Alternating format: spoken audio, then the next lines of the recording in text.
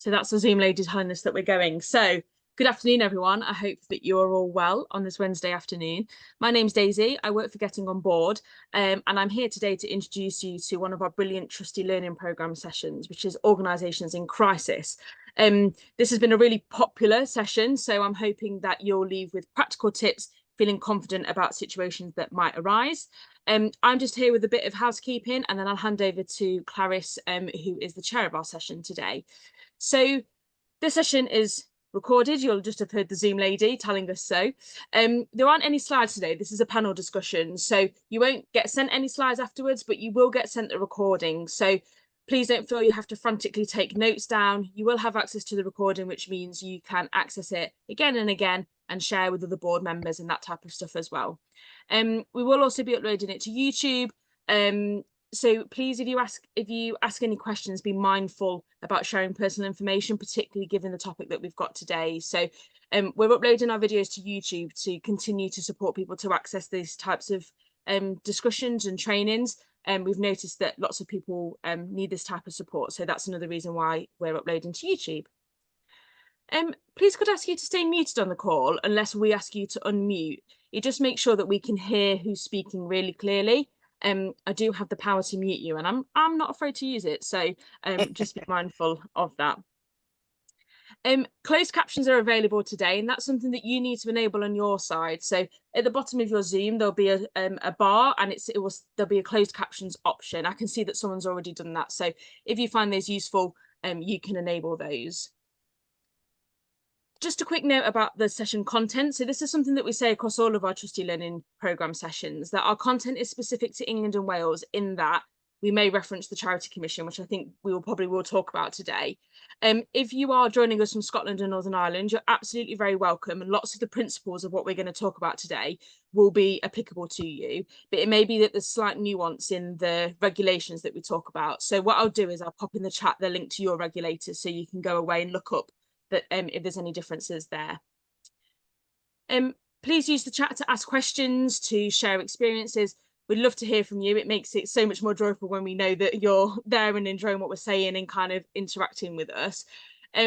Please can I ask you to keep your comments and your contributions respectful, useful, and particularly with this topic, just be mindful of what you share. So please don't breach confidentiality. If you're speaking about a specific situation, please try to make it as broad as possible so that you're not speaking about specific organisations or situations. And then lastly, I just would like to say a big thank you to our sponsors, who are Russell Cook. So this session was free for you to join today. All of our sessions are free across the Trustee Learning Programme, and that's because we recognise that training like this doesn't really exist, and it rarely exists from a free where it's free as well. And that's thanks to our sponsors, Russell Cook, who allow us to keep the whole programme free.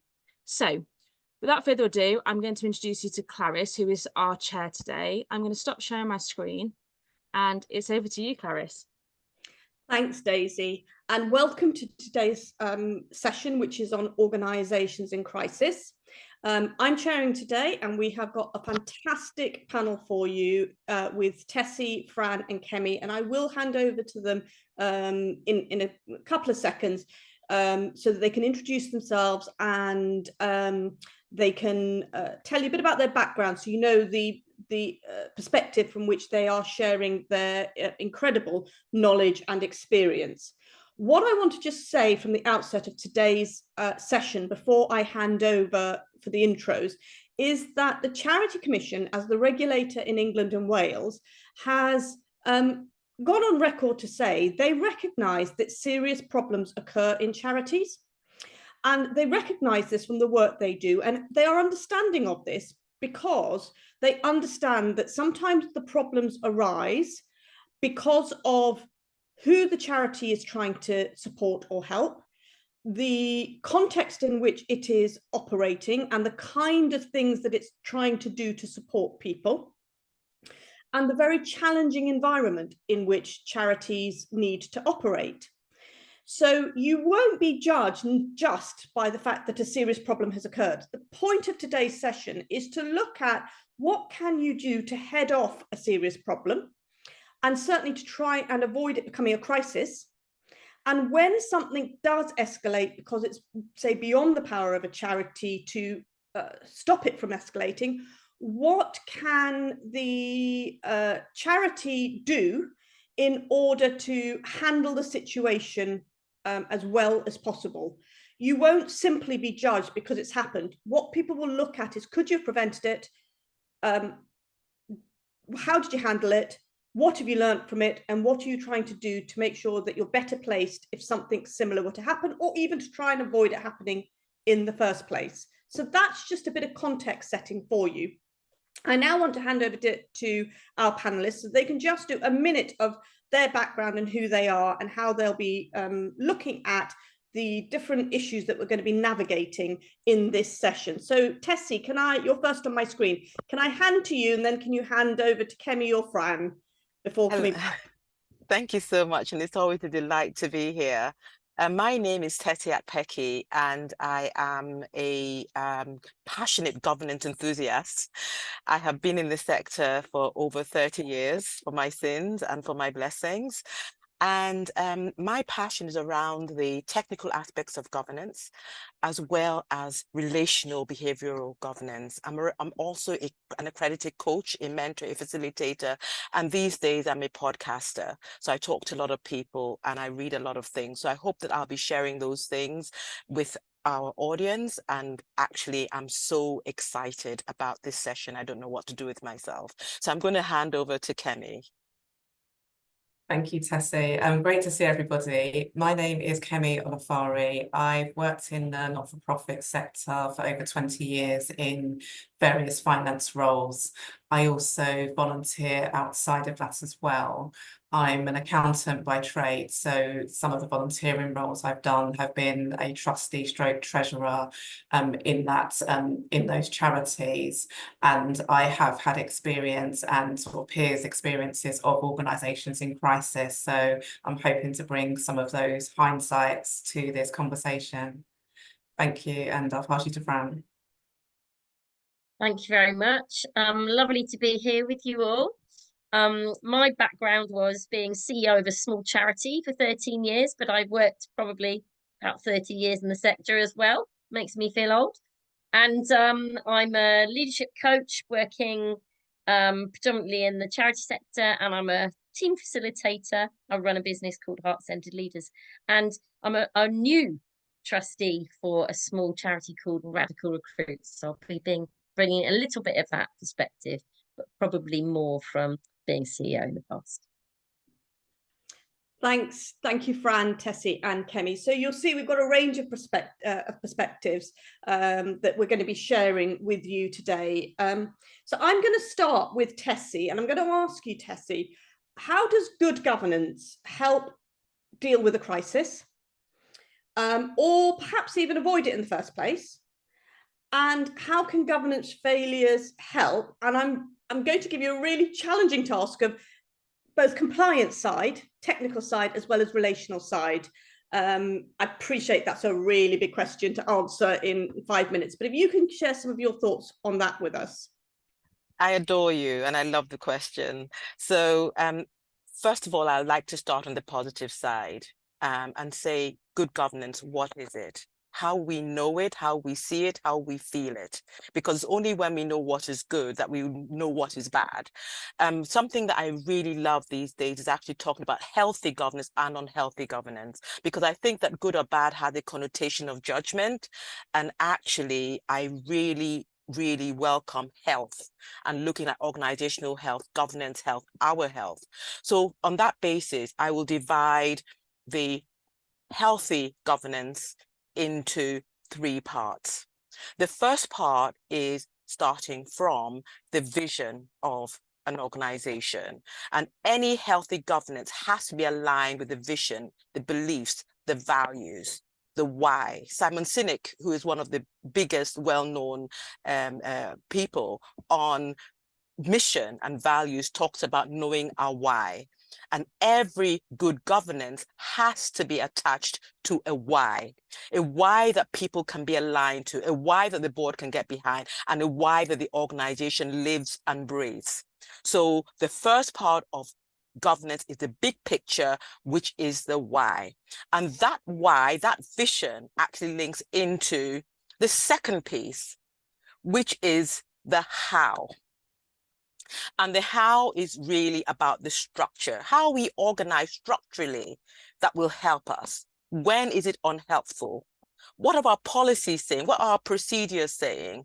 What are our kind of handbook for our trustees and staff, the HR, etc.? What is that doing? So that's all system stuff, and that's attached to compliance.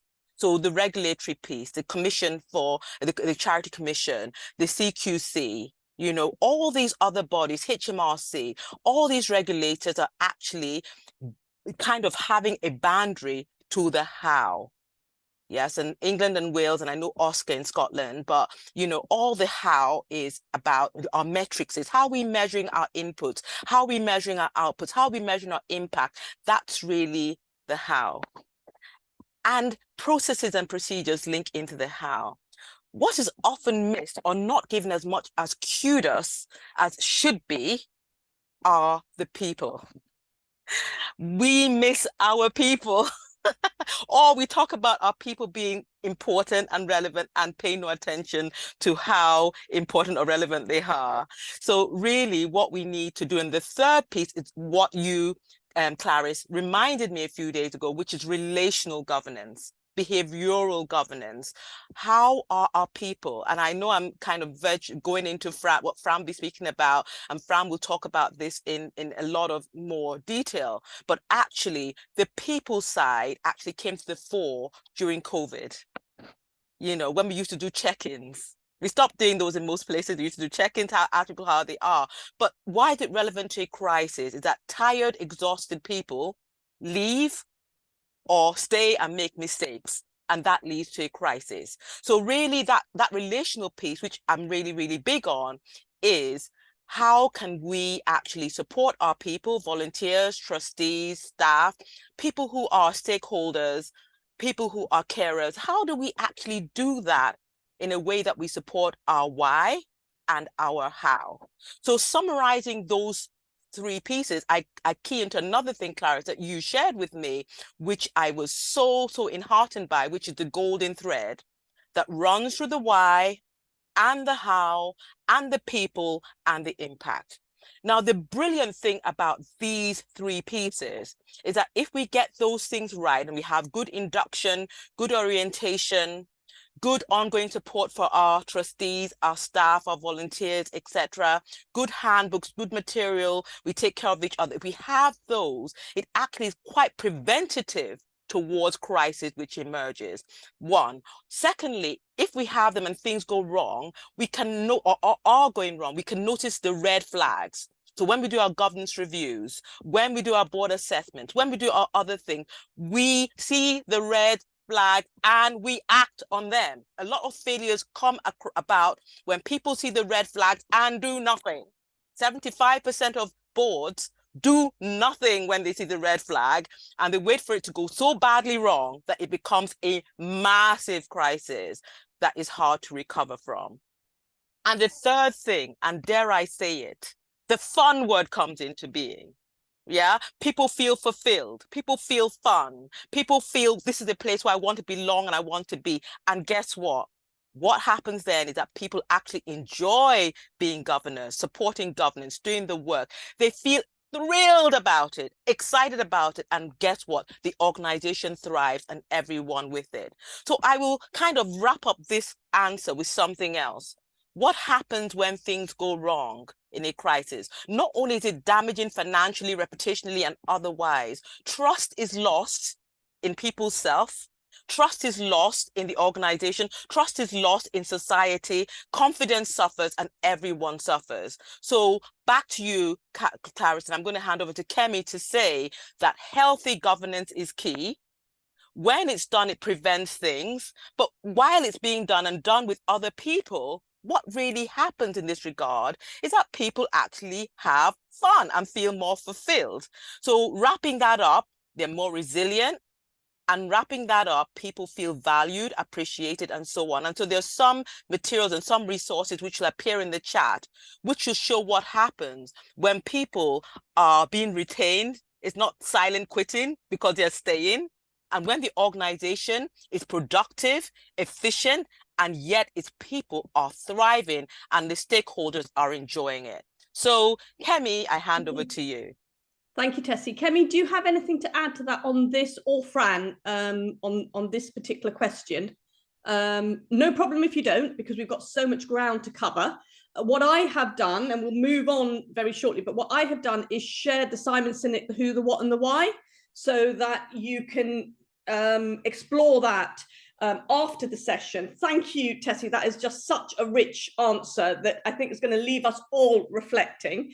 And if our panelists, or even if you as delegates have any experience or thoughts to share, feel free to do so in the chat. And Fran, Kemi, feel free to come back a bit later, because there's so much there to digest. What I want to move on to look at, and I know we've got two questions on this, Kemi. The first thing I want to look at is the preventative bit. Many charities are experiencing significant financial pressures, and Ian in the chat has highlighted this as probably a really key area at the moment for charities. So what can trustees be doing to prevent financial challenges escalating into a financial crisis? If I can ask you to share some thoughts on that. Yes, thanks, Clarissa, and thanks, Ian. That's a very good point, and sadly something that all too many charities have to deal with. I would say sort of thematically, the best process or the best sort of thing I adopt is not to assume. I think so many times we go to trustee meetings, we receive papers, we have discussions, and we assume that things are okay, because if they weren't okay, somebody would have told us by now. So assumptions can sort of be a very big enemy. So do not necessarily assume everything is okay. Do like use your knowledge and sometimes even your innocence or your lack of knowledge about finance to ask questions. Leading on to that, I would say you should definitely be challenging the numbers. There's a difference between a charity or organisation saying this is our reserves policy or this is a margin that we're going to be making, versus what does it mean? If you had to close tomorrow, what would those costs be, both tangible and intangible? Because sometimes those intangible costs can lead to other actual tangible costs. So by that I mean, for example, if you as a charity have to suddenly close, you might be assuming I've got these contracts and everything's going to be okay, or as okay as it can be. But if stakeholders aren't assuming you're going to close down, they're going to say, well, actually I'm not going to contribute towards that, and actually I'm not going to do that, and I'm going to sort of challenge this. So definitely not assuming that things are okay just by virtue of people haven't presented anything that isn't okay is one of the sort of key assumptions. And sort of, if I'm being honest, something I didn't do when I was sort of starting out in my sort of finance world. I definitely say sort of being more particular in terms of when things are going okay and when they sort of starting to veer out of control, you just feel that things aren't correct. Again, challenge some of the assumptions that are being made. Quite often I've been to meetings and people say, great, we've won this contract, and everyone's very celebratory, but have you signed the contract? Have the right people signed the contract? What are those payment terms? Quite often a lot of the funded arrangements assume that payment gets made in arrears. So the downside being you've done all the work, you've incurred all the costs, and you're assuming and hoping that the funding will get paid, you'll be reimbursed at the end of the project. That doesn't necessarily take into account your cash flow. So where possible, when you're winning contracts and going for funding, even if it's not contained in the guidelines, like go to the funders and say, actually, can we have an upfront payment? This is going to cost this. This is what we need to do. This is what's going to most impact your beneficiaries. Can we have revised payment terms? Because you just don't want to get to that situation where things aren't looking good and you're suddenly scrambling through paperwork and feeling like you're on the back burner. So I would definitely sort of summarize by saying, don't assume and challenge something. Don't think that you can't challenge your finance trustee or anybody. There's no such thing as a silly question. It's better to ask now than think towards the end, or somebody else asks that question and you're sitting there thinking, well, I was thinking that, but I didn't ask it. So those are the sort of two initial kind of thematic assumptions or suggestions I would provide. Thank you. That's brilliant, Kemi. And I know we're going to come back to, and what if the charity needs to close a bit later on in this session. Can I ask you your thoughts? And again, Fran or Tessie, just raise a hand if you want to add anything. But can I ask you your thoughts? In Kids Company, one of the criticisms was that they didn't actually create any reserves, which can be hard for charities. And that, and I have to say, because I do know some of the detail that's not out in the public domain, not because I was involved, but just because that was shared to me, actually, that was a bit of an unfair criticism. They did not have free reserves, I think is fair enough to say, but they had been doing things in the background to address that. Is there anything that charities can do? I'll give you like a few seconds to think about that, because I did want to also contribute for the non-finance trustee. That's me. I'm a non-finance trustee. We all have a role in this. And that thing that Kemi said about not assuming is so important, because the person that doesn't have the finance background can sometimes ask the most insightful question, often from a position of naivety, really. If we've got time, I'll circle back to give you the example that I did that de-risked a £40 million project just because I didn't understand. So I was able to ask a question and say, explain. But on that reserves and on also the non-finance trustee, are there any thoughts that you have about that? Yes, sure. I would definitely recommend, in terms of the reserves, we're talking about organisations in crisis, but quite rightly, we're trying to get to the stage when you're not there. So again, in terms of your income generation and the grants and contracts that you're looking to secure, ideally at that stage, we need to be thinking about reserves. So what is your overhead? You know, I'm sure there's been lots of conversations that overhead is a dirty word, like why do you need overheads? But you need them because of the rainy day. You need them to cover your costs.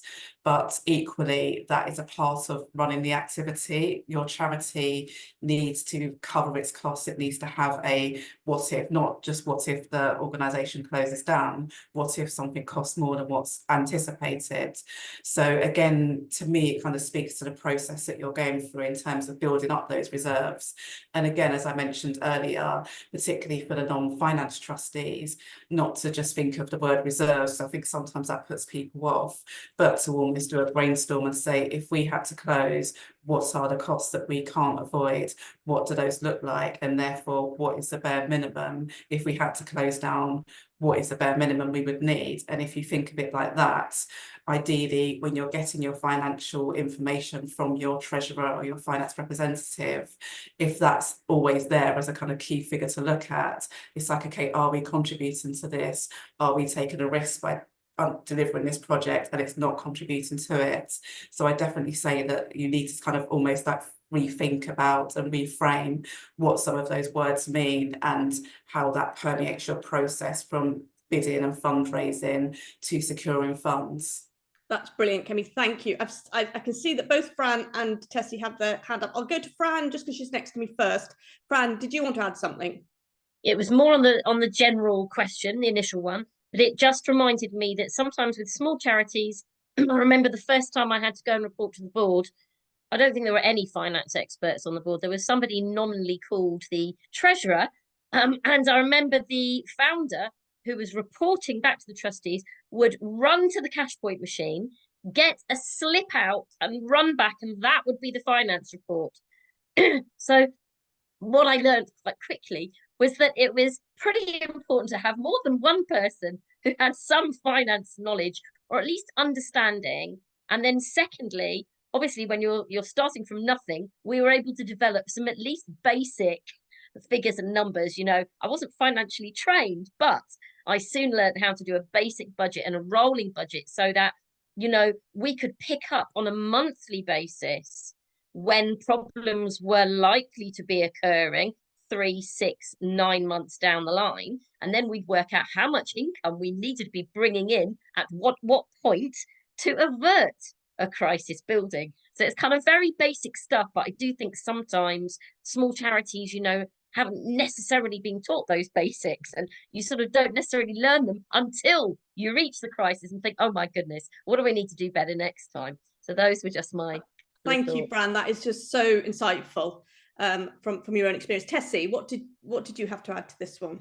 Yeah, I'd like to add to that, to what had been said by Kim and Kemi and Fran.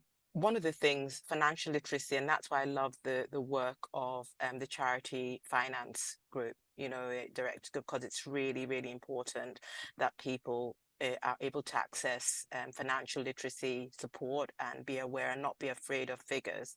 But again, building on that, there's something that I've come across, which is a strategic tool, but can link into the financial tool.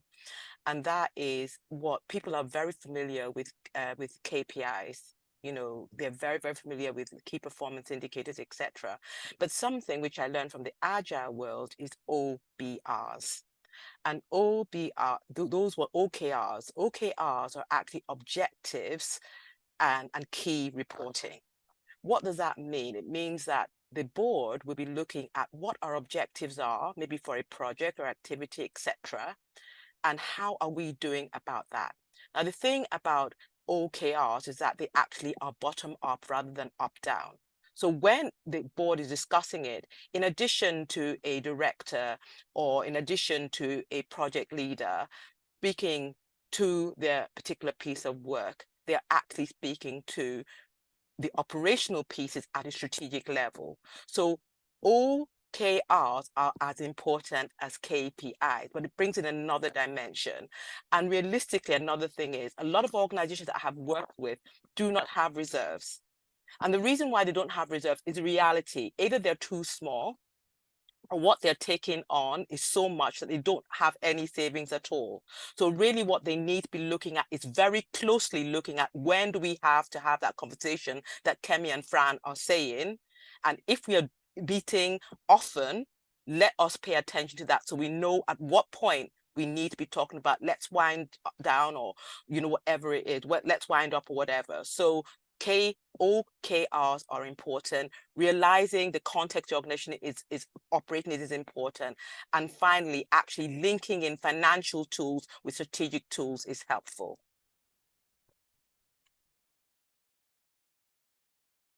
Oh, you just on mute, Clarice. I can. Rookie error here, sorry, folks. I was just going to say we could probably do a whole session on most of these questions that we're looking at. I know Daisy has shared in the chat some further sessions that specifically look at, say, reserves or financial literacy, and made the point that we are all finance trustees. We are going to come back to finances. A couple of people, I think Ian and Steve, have made some insightful points and shared some experience about what happens when you do lose major funding. Absolutely right that you then have to go through these processes. And as Fran said, it's sometimes by going through something like this, you realize what you needed to have put in place in the first place. But these are tough times. People are collectively facing them, but there is help out there for you. I'm going to wind up on this bit of the finances just by saying it was just a matter of reality that charities that were able to build a small reserve, that is what you need in order to close down, actually were the ones that survived the COVID pandemic. And that came through loud and clear. And funders are increasingly allowing for you to apply for that and for you to apply for full cost recovery. You should not be subsidizing on a project. I'm going to wrap that bit of it up so that we can look at another area, but we will come back to finances because we do know that that's a real big issue at the moment. If I can ask you, Fran, something that, again, I think the sector has seen a lot of, losing key people. We've seen a lot of chief executives go, we've seen a lot of trustees go. That can destabilize an organization. What can a charity, from your perspective, both as a trustee, but also from your perspective as a CEO, what could be done to mitigate the impact of a key person leaving? So I'm sure some of you listening will have had the horrible experience where you're handed in the notice of a key personnel, perhaps the CEO, and at that point you all start thinking about succession planning. And the first time my chair said to me, what happens if you get thrown under a bus? I was a little bit insulted. And after they'd asked it about 10 times, the point of the question sunk in, and they realised that they needed to start succession planning now. You don't wait until somebody's discontented or showing signs that they're going to leave. Having that succession planning in place, so really detailing as a group of trustees what you think the key steps are going to be that you need to take if and when your key personnel hands in their notice. So identifying who those key staff members are as well. And then as part of that, I remember realizing fairly early on that with a small charity, there's lots of instances where one person holds all the knowledge or skills. And of course, that's a risk. And, we'll have noticed this if a member of staff goes on sick leave for an extended period of time and, nobody else knows how to do comms or finance, even worse. Oh, my goodness, who's going to do the payroll? So really kind of identifying those areas where only one person is able to fulfill a critical function and trying to upskill other staff members so that you're sharing some of that skills and knowledge base. Another key consideration is all the knowledge that's in your key staff member's head. I mean, I wasn't the best at writing everything down in procedures and documents. I was too busy doing, as I thought, the day job. And it can take a year if you've kept everything in your head and you realise you've got to start putting everything down in procedures. So really sort of trustees can be just starting to inquire, certainly about the CEO, but encouraging the CEO to explore this with the staff and help the staff go through that process of, putting together, whether it's a training video. Apparently there's a great app called Scribe, is that right? Where you can explain something and it takes a video of you while you're doing it. So, you can build up this library of sort of training resources and knowledge so that if and when the time comes where, somebody leaves fairly quickly, you haven't lost all that knowledge and skills that's been acquired over years. And then considering, the negative impacts that this staff member's absence is going to cause. You mentioned, it could be reputational internally. It could be that you're just building up to a place where staff are feeling stable, and then that key person leaving could really have a negative impact. So, you might want to consider an interim internal promotion or perhaps an external interim. I've done a couple of interim roles. And, if the brief is given very clearly to try and keep the ship or whatever the phrase is ticking over, that might give enough time for you really to consider how you want to go about hiring a permanent replacement and make sure you've got that time. Recruitment environment is still pretty challenging, up and down. So you might try and recruit the first time and you might not get a perfect candidate. You don't want to really take on board somebody who you don't think is absolutely right for that key role. So giving yourself enough time.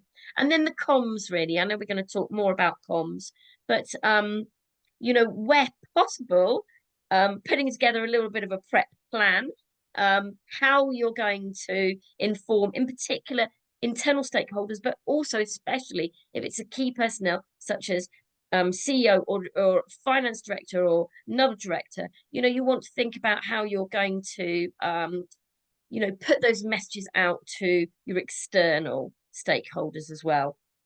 And then a couple of quick points. Carrying out exit interviews. I mean, they can be an absolute waste of time if you haven't built up trust.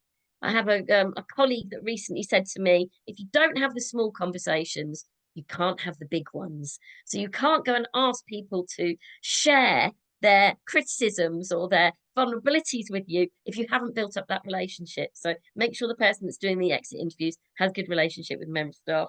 And then, as Tessie talked very beautifully about, staff retention. Don't just think that you've got young, ambitious staff and it's natural turnover that people are going to leave every couple of years. Really keep staff well-being and fulfillment a top priority? And keep asking yourself, what are the barriers? You know, it's very easy, I think. We can be quite disconnected as trustees from what's going on the ground. It can be quite easy to kind of take the results, the good results that you get from your birdsong survey or your pulse survey, where staff are sort of indicating things are okay. That might not be the complete picture. There's always things you can do to improve and to create an environment in which staff can really thrive, where they feel valued, where they all feel a sense of belonging. And so when you've got that loyalty, hopefully your staff member will give you plenty of notice, as I did with my employer. And so that, you know, you can have those discussions and consult and be involved a little bit or a lot, depending on what's appropriate, in, you know, really helping a smooth, successful transition. Thank you, Fran. Kemi, I can see that you've got something to add, and we've had a question that actually was more from the finance perspective, but I think a lot of what Fran said around communication and trust and keeping morale up is equally relevant do's and don'ts there. What else would you add to that, Kemi? Yeah, that's brilliant, Fran, as always. One thing that came to mind as Fran was speaking, particularly for the smaller charities, is that in terms of that sort of contingency, don't be afraid to be a bit more creative. I know we talk about volunteers and we think of trustees and treasurers, and we often think about the time commitment once a month, once a quarter. But equally, there's people who want to volunteer but don't necessarily feel confident in giving that time commitment. They think, well, I might not do this every Thursday because I have this commitment. But equally, they could have skills in payroll, fundraising, and it might be you've got a gap, as Fran's alluded to, but you might need somebody to document your fundraising process or review your fundraising process. I'm pretty sure there will be people who would want to do that. It's something they can do in one day on public transport on the way to or from work, and they're happy to do that. They might be happy just to have a reference or recommendation.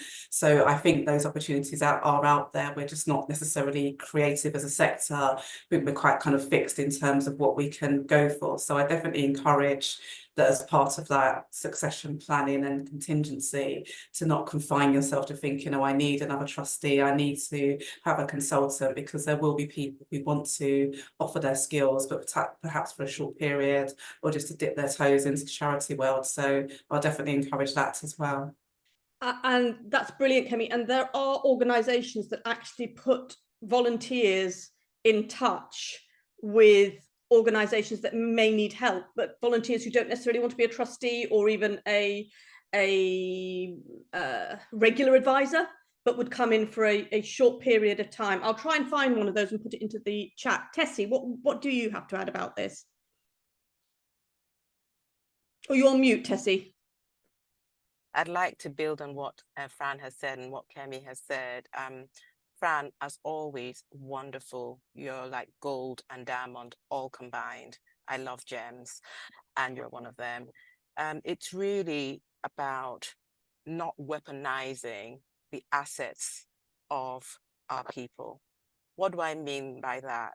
For the first time in our lifetime, 5 generations are in our workplaces. In some conversations, they are pitted against each other. The millennials, Generation Z, Generation X, baby boomers, you know, all they're pitted. My encouragement, building on this conversation, is that the generational diversity should be mined as an asset.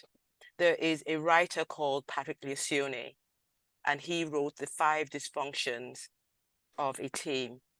He's recently working on a big piece of work called Collective Genius, Working Genius.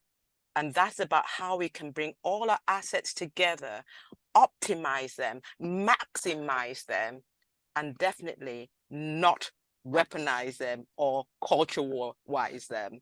So there's that piece about, you know, leveraging that. The second piece, which Fran touched on, was trust.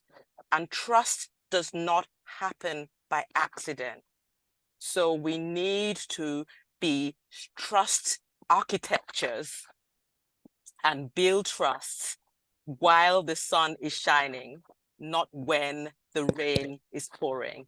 So that's what I would add to this Thank conversation. you. Again, I'm sure this is a question we could speak the rest of the session on. I do want to move back, Tessie, to a bit of a governance piece on this, and that is how reporting to regulators, particularly filing a serious incident report, can help you in a crisis situation. And just to give context, when this was looked at over a 5-year period, a while back, I think it was 2017 onwards, they looked at it over a period, they found that less than 1% of charities actually file serious incident reports. I'll come back to what they found about those that do, because I don't want to steal your thunder. But how can that kind of exercise that you're expected to do help you in these kind of situations? This is a wonderful question. Love it, really love it. One of my mentors said there are 2 things not to do that are very certain: tax and death. You know, death you can't avoid, but actually getting a tax when you do not meet the regulator's requests is something that you can. So with this serious incident reporting report, and if in doubt, report.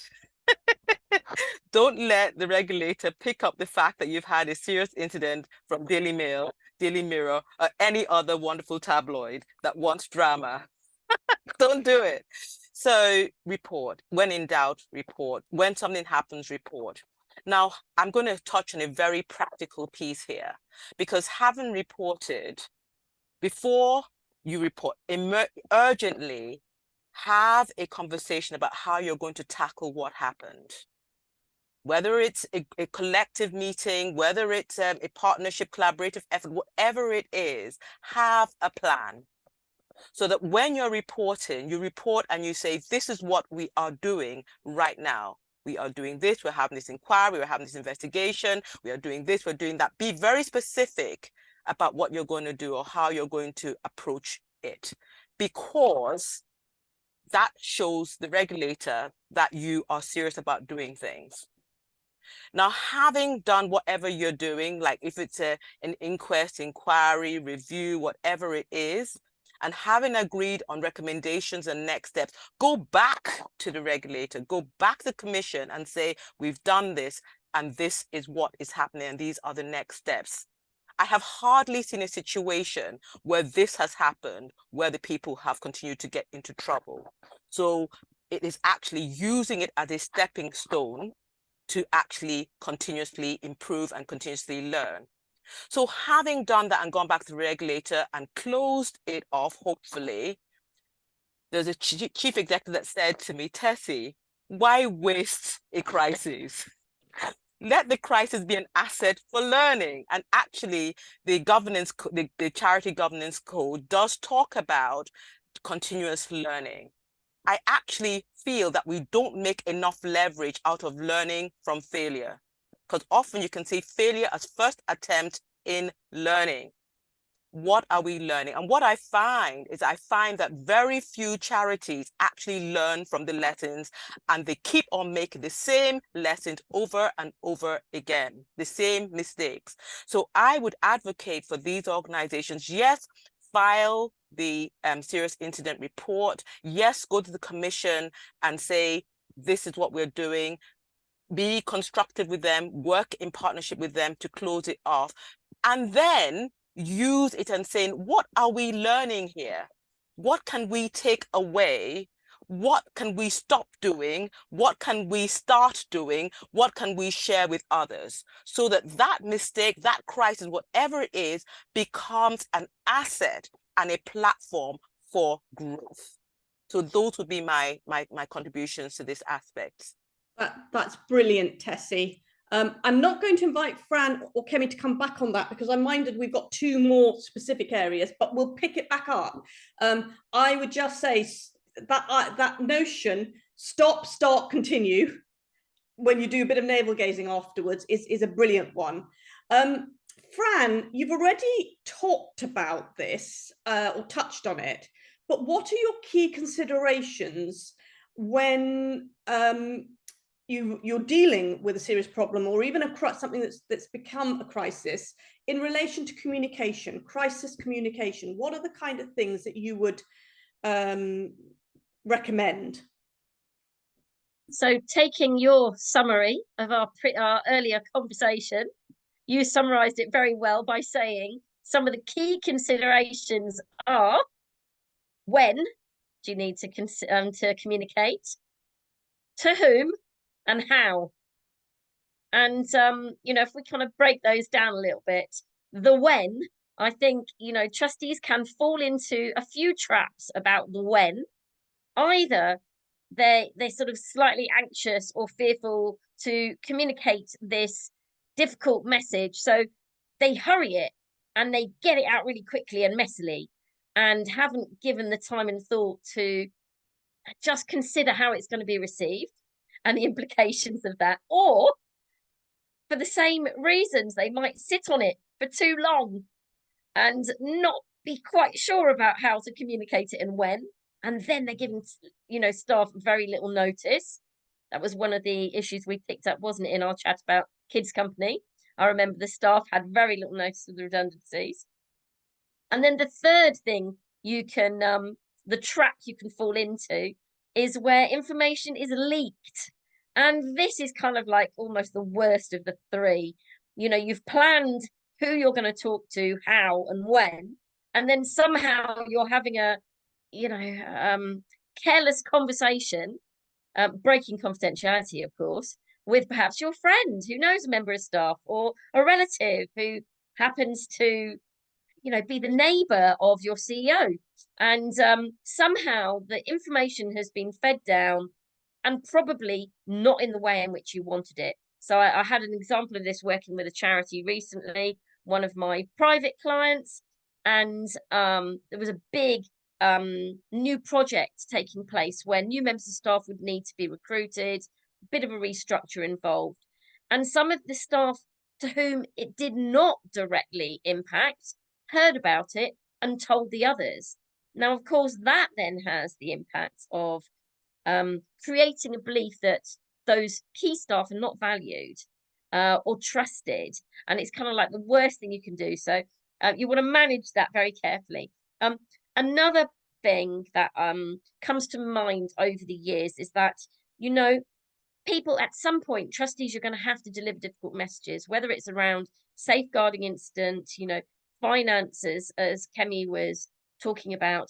It might lead to cuts in services, redundancies, and it's going to be horrible, you know, however you do it. But the staff are going to remember how you made them feel as much as the actual bad news. So, you know, my tip would be try and embed your communications, especially the internal ones, with empathy and respect. Give space for people to raise their concerns and their worries.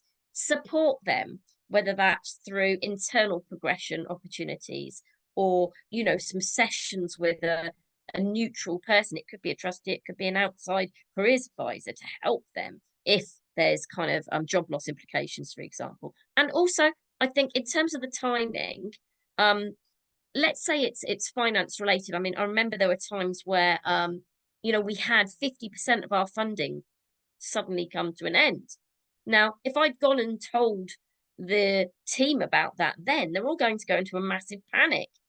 You know, it's like, wait a little longer until we've got a plan A and a plan B, and then present the information, because, you know, your job as trustees will be to hold some of that worry and responsibility, rather than creating a whole organization full of fear. So what was the other thing I thought of earlier? Oh yes, in your communications, confidentiality, we've touched on that, is absolutely key.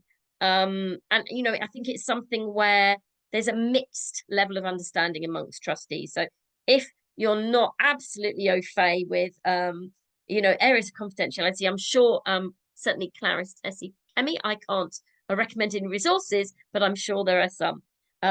And then when you start your communication, don't forget, you don't want to just go and tell them what the crisis is.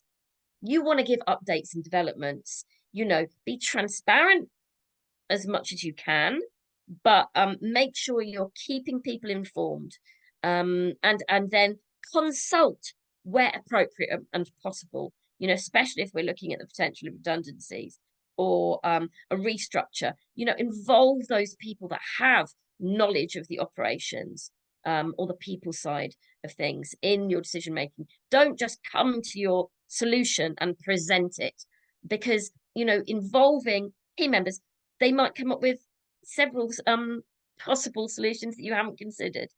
That's it. Thank you, Fran. That's a really, really full and insightful answer about what we need to do in relation to comms. I cannot stress enough the confidentiality aspect of it and the planning when you tell, and as a group sticking what's discussed in the room stays in the room until we've decided other people should know about that. Circling back to one of the earlier questions about losing key people, I can see, Kemi, thank you. You've put some really useful thoughts into the chat, which I'll just refer people to, about when someone leaves, and I think it was Prudence asked, the glitches are found out. That's quite common. I'll give you an example of that. I was drawn in to do trustee training because the regulator said they needed to do training because they had failed in their compliance duties. And that was because they left everything to a finance person who very sadly was living with cancer at the time and was quite ill. And this was the lesson. They didn't want to take it off that person because that person said, look, I think I'm going to be better. You need, as Fran said, to have somebody shadowing, not just for in that situation, but generally, because then someone else could have picked up the issue and avoided the regulator then saying, you all need trustee training. But that's how that came about. So thank you, Kemi, for your thoughts on that. Glitches do happen. As Tessie said, what are you going to learn from them? We've got one more area, and then if possible, I'll come back and pick up some of the very brilliant points that have been made in the chat. Sometimes we reach a position that charities cannot survive a crisis. We saw it with Kids Company, often it's financial. At what point should trustees be thinking about, you know, this? And I think it was Ian has talked about this already. You know, it's such a difficult climate that trustees are thinking, can we continue? Should we continue? How do we continue? At what point should trustees have this on their radar? And any thoughts on what they should be doing in that situation? If I can hand that to you first, Kemi. Yep, sure. And again, sadly, it's a very common situation. It's really difficult, particularly for those of us in all charities, particularly small charities. It is like really tough. One aspect I would reiterate, which both Fran and Tessie have alluded to, is that, again, we're talking about organisations in crisis, but quite often there are usually signals and indicators through part of the process. I think sometimes even when joining organisations, if you're not being told like key bits of information, if you're asking questions like, where's that document? I haven't seen the finances. I didn't see them in the last few meeting minutes. Sometimes that's a warning sign, because of course, small charities in particular, they are very busy, but what you don't want to do is be so busy serving your beneficiaries that you miss out on the basics, be it the financing, the safeguarding, the contingency planning. So quite often there are usually indicators, and therefore what I would recommend is that when you're having meetings and discussions, if you don't feel you're getting the answers, or if the conversation feels a bit sort of airy-fairy, I should say that, oh yeah, someone's going to sign that at some point, or that person said they would do that. Now, I've recently spoken to a colleague and they're facing a huge situation on the premise that they were promised something from a public sector organisation. That person did not have the authority to promise that funding. They've assumed it was going to come and it's not, and it's had, as you can imagine, huge ramifications for the organisation concerned. So if you're ever sort of not getting sort of clear-cut answers to questions, that tends to be a telltale sign. In terms of what to do, there's again, sort of two aspects to this. There is the actual difficult process that you need to go through, like Tessie mentioned, in terms of reporting, obviously referring to the Charity Commission in terms of what you need to do. But I was always recommend to personalise that, because it's a very difficult and horrible situation. So as much as you're going, for example, through the VRs and like the changes, do check in with people, and sometimes you do need to allow that space for people to rant, to feel afraid, just to feel upset. So like, give those people that time. In turn, think about how you're going to do that. So it might be you go to a coffee shop, you go for a walk and talk to have that conversation, because a big part of it is protecting yourself as well, because it's a necessary evil. You might need to listen to somebody, but equally it is going to have an impact on yourself. So I definitely recommend that as well. So a big part of it is sort of having that sort of human aspect. Yes, this is horrible. We are in this together, and how can we navigate this situation? I would say finally, for all people, you do need to think about yourself. And I think it comes across as a horrible thing to say, particularly if you've created or joined a cause that you passionately and personally believe in. But on so many different levels, you know, social media and the ability to search people is much easier than it was like 10 years ago. And as Clarice mentioned earlier, you will be judged on not so much as the organisation failing, but what you did to enable that. And enabling is not sometimes not doing something at the right time, and it's about those learning processes. Again, as Tessie said, that failure is such a misunderstood word. If something's gone wrong but you've learned from it, it's not a failure, because that's what will carry you through both personally and professionally. When you're speaking about your experience, this was horrible, it was beyond my control in some parts, this is what I did, this is what I learned from it, these are some of the things that went wrong, these are the reflections. But again, that acts as learning to other stakeholders, to other organisations.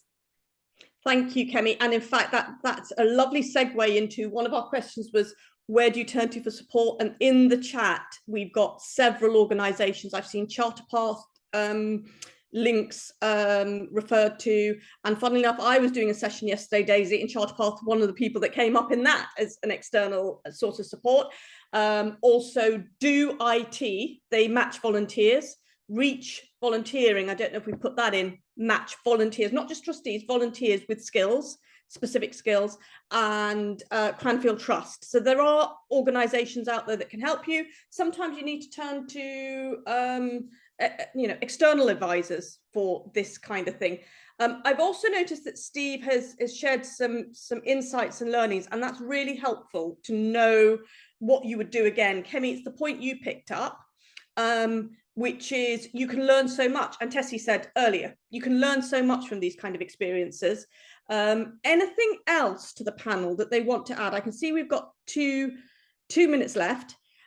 Before I sort of do the concluding bit, is there anything else that anybody has a burning desire to add?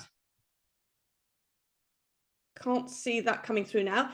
So I will finish the session by saying, all the way through this, bizarrely, came some advice my dad gave in his Father of the Bride speech, would you believe it, 20-something years ago. And it was to share some Japanese philosophy. I don't know what he thought that married life might hold, but what he said is that the Japanese philosophy is there's no disasters in life, there's only opportunities.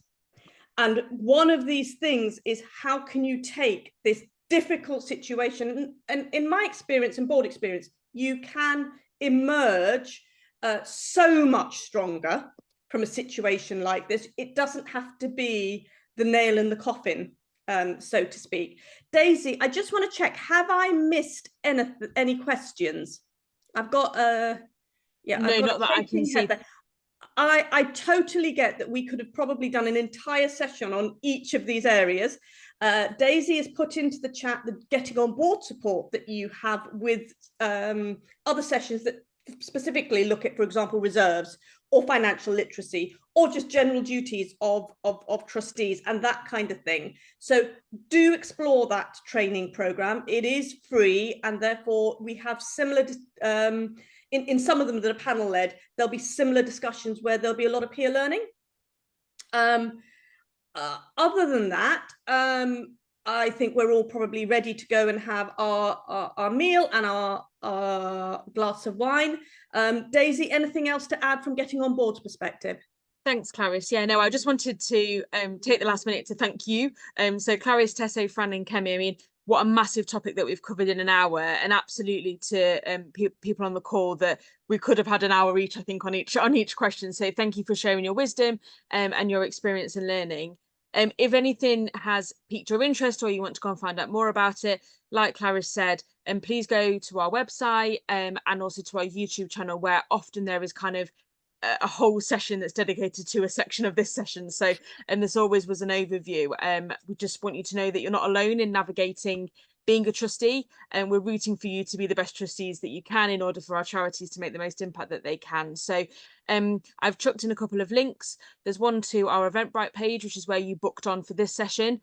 We have got 2 sessions coming up that might be of interest to you. One is about risk taking, which might be the opposite of this, or it might be kind of building on this, but how you take risk and how you approach risk as a board. And the other is a cheekily named How to Get Rid of Trustees, which which will approach kind of talking about succession planning and how to make sure that you've got the right people on the board to tackle where your charity is at, which kind of feels timely given the conversation that we've had today as well. So they're coming up in the next month or so.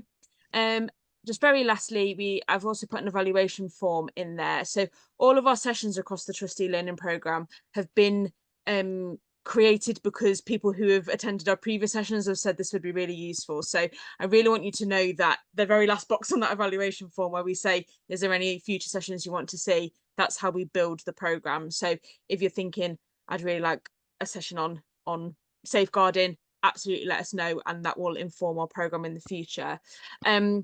So let's leave it there. Let's have an optimistic view on crisis being a learning opportunity. I think that feels like a bit of the takeaway. And we hope to see you at a session again in the future. Enjoy the rest of your evening. Take care.